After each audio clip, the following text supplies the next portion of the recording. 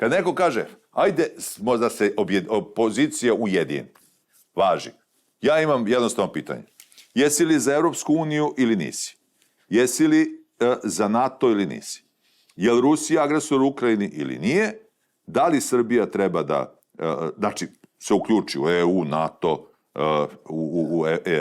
da li treba da definiše granice sa susednim državama, da li treba da pri toj definiciji granica se ne meša u suverene stvari susednih država? Nećeš ti naći koalicijenog partnera. Apsolutno si u pravu. Apsolutno si u pravu. A bez toga je sve ovo samo kurta-murta kadrovska vrteška. Roller coaster, što kažu novinari. Jeste, ali je u tom roller coasteru, znaš, kada sam rekao da će oni protesti, jedan od 5 miliona koji su počeli kao građanski, seti se. Da, sećam se. Pa su onda kao građanski protesti došli do toga da ne može da govori, ne znam, Mira Karanović, nego treba da govori ne znam ko. Pa je onda u tom puritanstvu ko može da govori, a ko ne može da govori, se onda tu ušunja onaj Savez za veliku Srbiju. Sećaš se te organizacije? Sećam se i te. Gde su onda kao, pa dobro, taj Boško Obradović, malo je on Ljotićevac i malo to, jeste on, malo ono kao ali nas. opozicije. Ali je opozicija, znaš, opozicija treba da se objedini. Vidi, da se objedinjavam sa onima koji su naslednici Marisava Petrovića, čoveka koji je sa svojom Ljotićevskom jedinicom izvodio decu u Kragujevcu pred nemačke mitraljeze, mi ne pada na pamet. Razumeš? Ne pada mi na pamet. I upravo je to čitava priča. Neko misli da će ovo sada građanski protesti, da je to neka pobuna, nešto, ovo ili ono. Vidi, ja bih bio najsrećniji na svetu da je to tako. Ali, kada smo pravili demonstracije 99. godine posle bombardovanja, plakat je glasio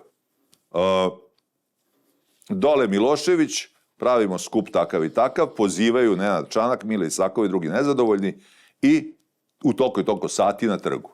Tako je i bilo. Zna se ko poziva, zna se ko organizuje, zna se ko je za šta odgovoran. Ovde je to, prvo se skupili ljudi, sad na jedanput se traži rukovodstvo. A to rukovodstvo sad kreće nešto da halucinira, da smišlja šta da se uradi. Ali nemam ja protiv, ajde, neki je tako. Problem je u sledećem. Jedine uspešne demonstracije, jedine, su se desile 96. na 7. I 2000. godine. Zašto? Zato što su jedne i druge bile posle dobijenih izbora. Dobiješ izbore, pa se buniš. Da. Šta smo mi imali uslove fair kod Miloševića za izbore? Kako ne fair? 96. godine. Jesmo imali fair izbore možda 2000. Ne. Ali smo imali smo političku agendu koja je bila suprotna onome što je Milošević radio. I tu je cela priča. A ovo ljudi su izašli zato što su užasnuti sa pravom time da žive u ovoj kaljuzi, u ovoj krvavoj kaljuzi gde više nema ničega što je svetinja. Jer nisu svetinje popovi u najskupljim automobilima i pozlaćeni manastiri, nego su svetinje ljudski životi, a naročito dečiji životi. To su svetinje. Sloboda je svetinja. Kakva je to sloboda kad ti živiš u vremenu gde je napravljena ne partijska država. Ovo nije ni partijska država. Ovo je gore od toga. I upravo zbog toga je meni strašno da gledam časne, dobre ljude koji su izašli na ulicu zato što im je dosta užasa u kome žive, kako ne može da isprati sve to, ta nejaka,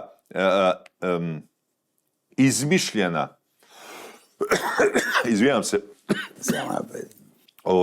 ta nejaka, izmišljena kao politička struktura koja bi to trebala da artikuliše.